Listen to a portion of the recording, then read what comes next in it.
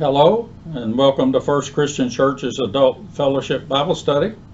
I have this first class after our short Easter break. It'll be lesson number 11. We're still in First Corinthians, and this covers chapter 7, the first 7 verses. Essentially, chapter 7 is probably the greatest volume of discussion on marriage found in the Bible. At least in one place. However, Paul is not here, scholars tell us, writing a compendium on Christian teachings on marriage, as some Christians have historically treated it and some still do today.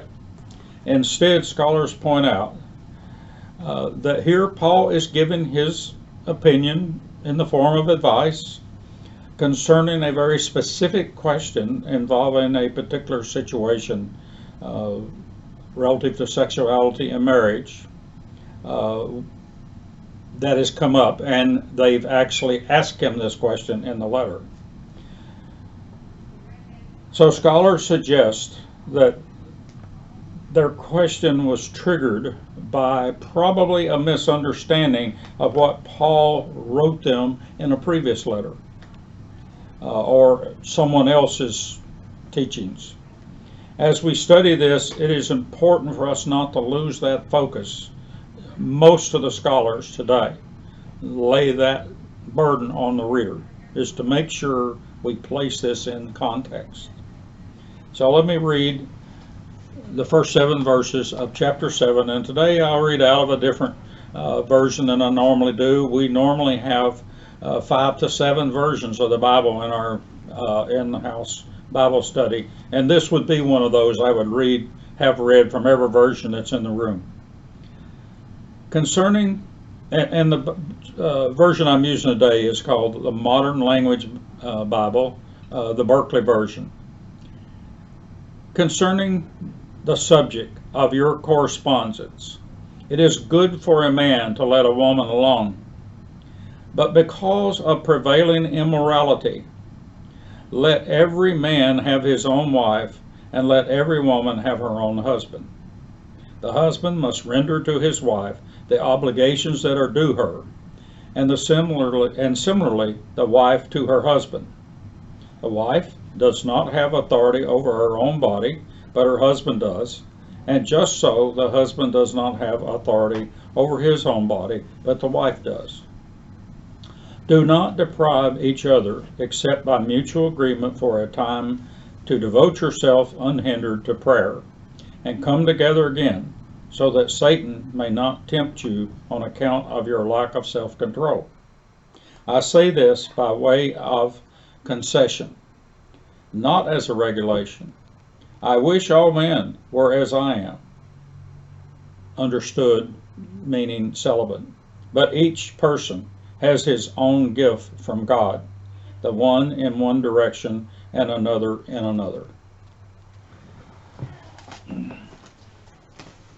For the first time in 1 Corinthians, Paul finally starts addressing some of the questions they have asked him. Remember, up to this point, it's been Paul telling them what he wanted them to hear.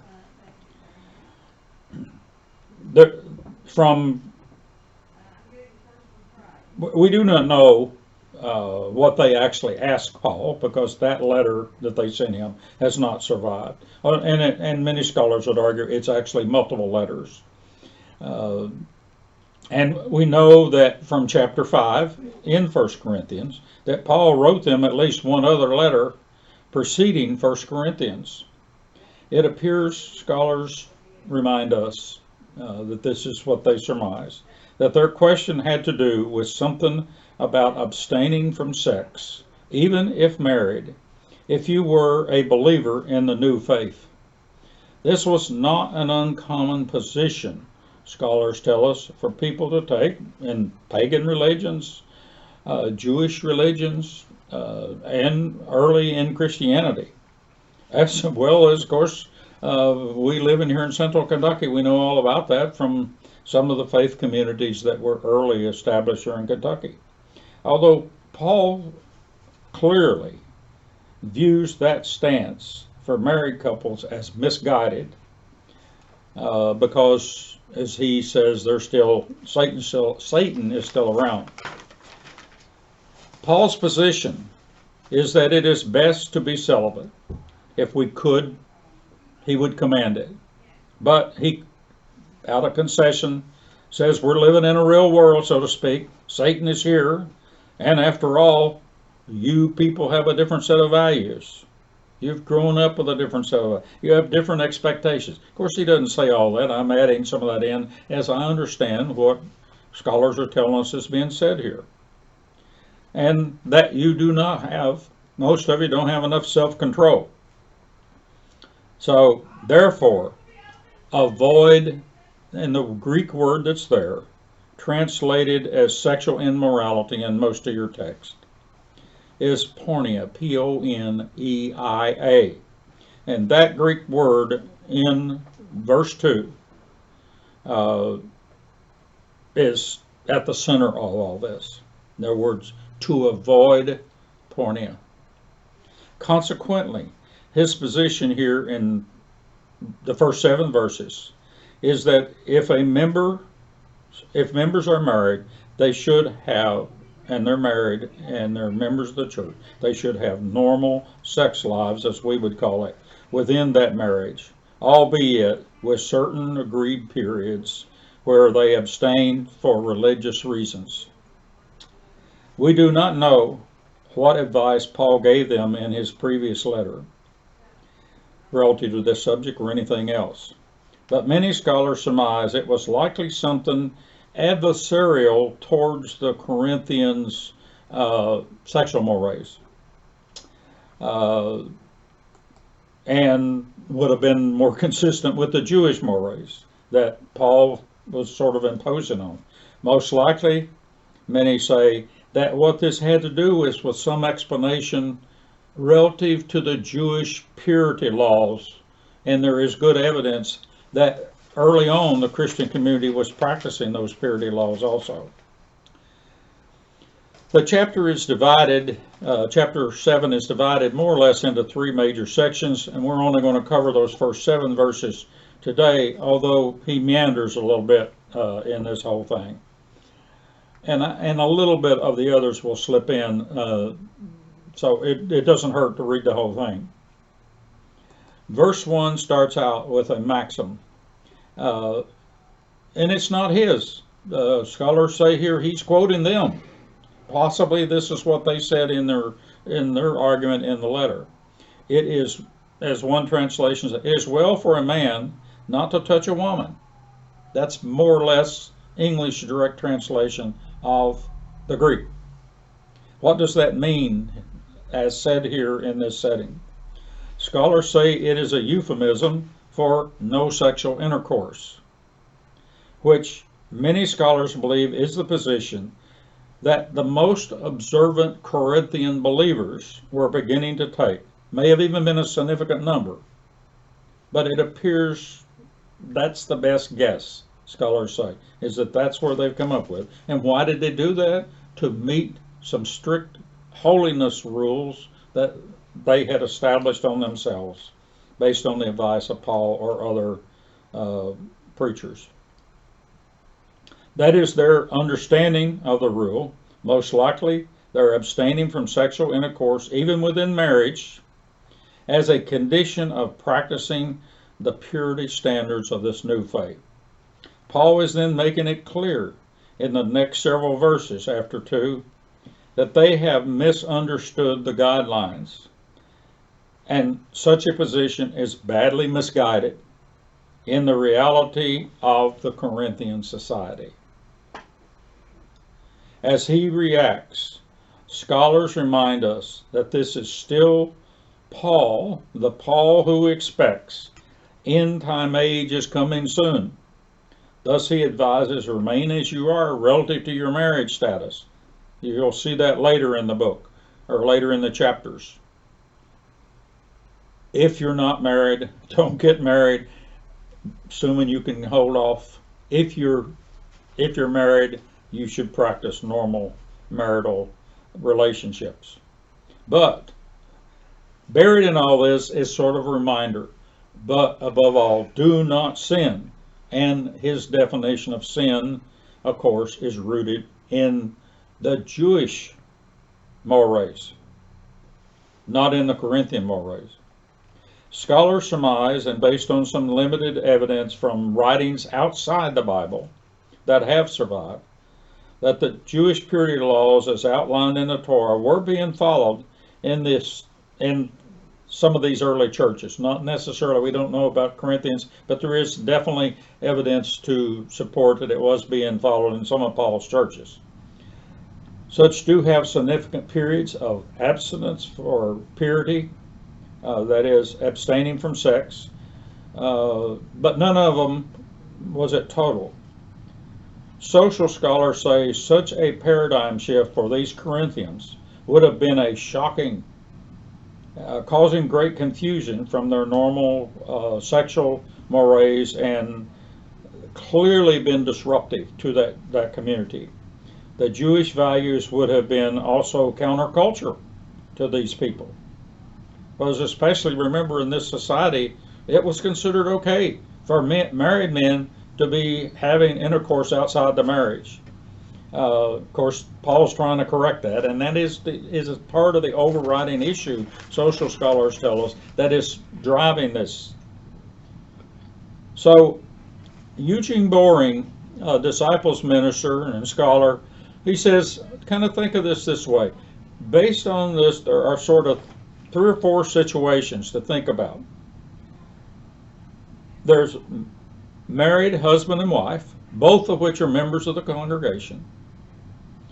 There are husbands and wives, but only one of the other is a member of the congregation, or a believer as he calls it. And then you have widows and widowers, and then you have people who are totally single. And Paul is talking in these first 7 verses only to those, essentially, those married people who are both apparently members of the church. Paul is jumping around, though, in this chapter and responds towards each of these groups at different times, and he sort of mixes it in as well. One scholar says the basic question boils down to how do I live a life of faith in the midst of the sexual mores of the Corinthian world and its value systems that I come out of and that I married into. After all, I was married under the Corinthian system, and we have sexual expectations from that system, not from the Jewish system. I like the way that person put that, because it does kind of lay out something there for us to think about. So Paul, under that stress of that, trying to guide through that stressful situation, then attempts to address what we might call marriage and sexuality today, might be a title we would use, in a life as a Corinthian. Paul addresses the biggest issue first in this diversion between Corinthian mores and the Jewish marriage mores in verses 2 through 4. Each man should have his own wife and each woman her own husband, given the idea that they should have what we call a normal monogamous sex life within marriage. It is understood, scholars say then, that the man does not have sexual relationships outside marriage, which is sort of the new standard Paul is establishing, which was common in the Corinthian community. In other words, married men, that is where, to them, the biggest paradigm shift is occurring here, is that they're the ones who have to make a major change. As to abstinence, verses 5 and 6, yes, those should be, there should be periods of that also, but they need to be agreed upon by the spouses. And it appears that he's saying not total absence under no circumstances if you're married. Otherwise, you deprive as well as tempt porne, that is, sexual sin. Several studies Note, Paul does not consider sex in marriage to be a husband's privilege and a wife's duty. He makes that very clear here. But Paul clearly advises it is an obligation of both spouses to fulfill the other's sexual need. Back in chapter 5, Paul mentions that in his early letter, he had reminded them not to commingle with immoral people. That probably is a driver in this whole question, because as he defined that, a person who's not a believer now is immoral. So for those people who have a spouse who are married and they're a member but their spouse is not, is that considered to mingling with such a person and therefore immoral and therefore sin? Many scholars would say yes. That is, that brothers and sisters who have a member that's not in the church, it's difficult. So it is also likely that those married but with a partner not in the church member were electing to avoid porneia, that is, sexual sin, by not having intercourse even within marriage, because so they can maintain the purity laws.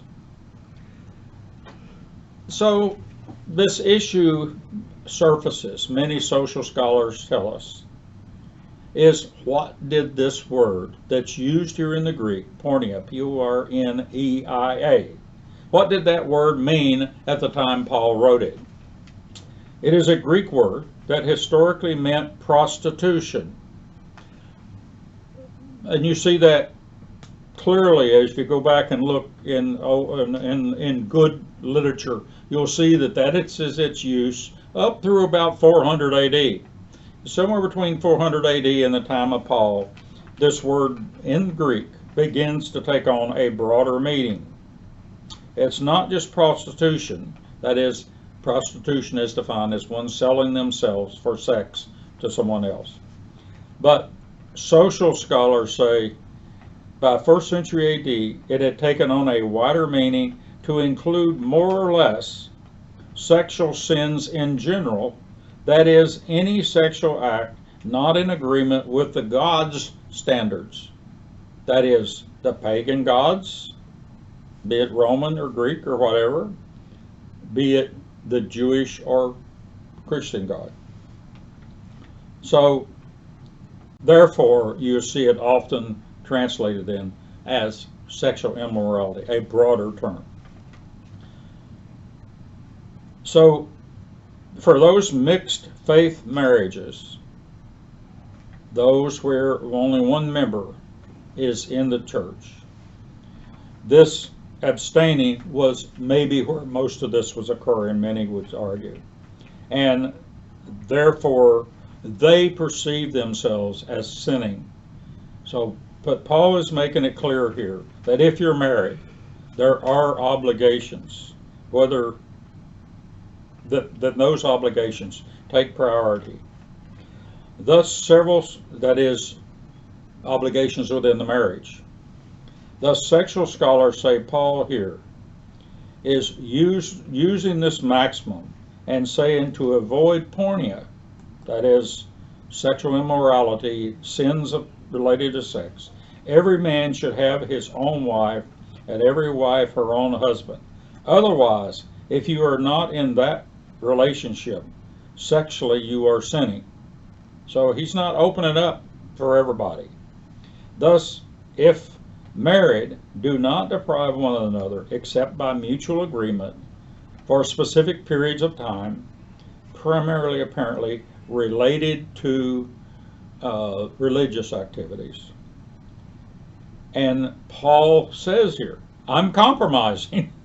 If I had it my way, yes, I would by regulation order you to be celibate. But he then says, he's more or less saying, in the real world, if you look right there in the last two verses, more or less in the real world, there's too much temptation. So in reality, then we have to compromise relative to that in order not to create a sin in another direction. So Paul gives the model of celibacy as preferred, but if you are married, that is not an option. That is an option rather for those unmarried and for those widowed and divorced. I hope you have a good study. Feel free to look into this thing in detail, and you may come up with some completely different approach. But that's the best I could glean from the scholarly work relative to these 7 verses.